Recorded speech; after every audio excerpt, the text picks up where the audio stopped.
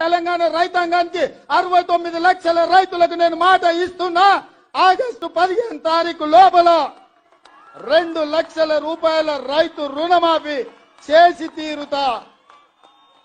ఎట్లయితే మక్తల్ నారాయణపేట కొడంగల్ ఎత్తిపోతల పథకం పూర్తి చేసినో, ఎట్లయితే ఆర్టీసీ ఉచిత ప్రయాణం ఇచ్చినో, ఎట్లయితే 500 రూపాయలకు సిలిండర్ ఇచ్చినో, అట్లనే 15 ఆగస్టు లోపల 2 లక్షల రూపాయల రైతు రుణమాఫీ చేస్తా. ఏకకాలంలో ఏక మొత్తంలో మీకు రుణమాఫీ చేసే బాధ్యత నాది. మీ బిడ్డను నేను. ఇదే కాదు, 500 రూపాయలు బోనస్ అన్నాడు. వచ్చేసారి పండించే వడ్లకు 500 రూపాయలు బోనస్ ఇచ్చి ప్రతి గింజ చివరి గింజ వరకు కొనుగోలు చేసే బాధ్యత నాది.